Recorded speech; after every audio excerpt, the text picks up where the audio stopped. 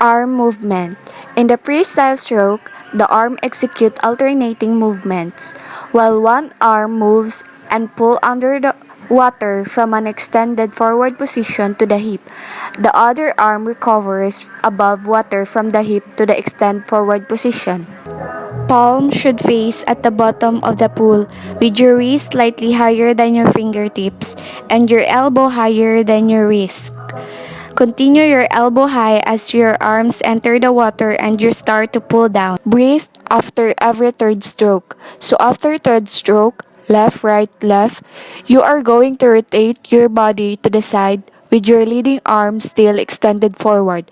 As you rotate your hips, your chest will open. Try to focus on keeping your head flat and in line with the surface of the water. In the freestyle stroke, the legs execute a flutter kick. This means that they perform small, fast movements with stretched feet, while the hips and knees bend slightly. The flutter kick uses alternating and opposite movement. While one leg moves up, the other moves down, and vice versa. In the butterfly stroke, the hands should enter about shoulder width apart with elbows bent and slightly higher than the hands. Your hands then sweep down and out to form a Y shape in front of the body. Turn and sweep your hands back in towards each other, keeping elbow high. As you pull with your arms, breathe in when your body is furthest out of the water, either when your arms are pushing back beyond your hips. Keep your head still and look forward. As you begin your recovery after hitting the pull pace, you should breathe out as your head dip back underwater. In the butterfly strokes, swimmers execute a technique with their legs called the dolphin kick. In the dolphin kick, both legs do a simultaneously whipping movement with the feet pointed.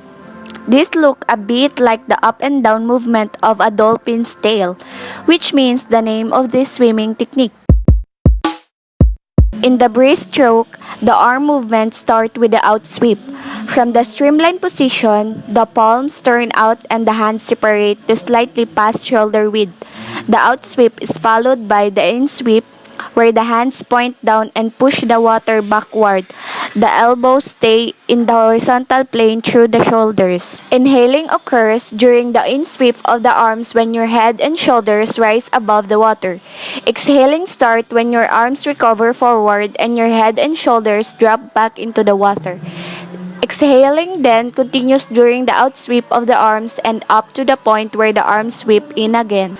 The leg movement in breaststroke, colloquially known as the frog kick or whip kick, consists of two paces, bringing the feet into position for the thrust pace and the in-sweep pace. From the initial position with the legs stretched out backward, the feet are moved together towards the posterior while the knees stay together. In backstroke, the arm action will provide the majority of the propulsion. The arms are continuous and alternating with one arm providing propulsion under the water while the other recovers over the water. As your right arm enters the water, your body will rotate toward the entering arm. Your arm will start to bend so that the palm and forearm are facing towards your feet.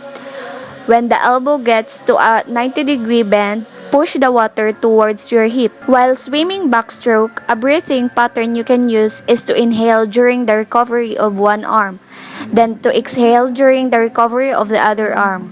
This breathing pattern is simple and efficient. Another breathing pattern you can use is to breathe every arm stroke to do so. For each arm, inhale quickly at the beginning of the arm recovery, then exhale slowly for the rest of the other arm recovery. The leg movement in backstroke is similar to the flutter kick in the front crawl. The leg stroke alternates with one leg sinking down straight to about 30 degrees. From this position, the leg makes a fast kick upward, slightly bending the knee at the beginning and then stretching it again in the horizontal.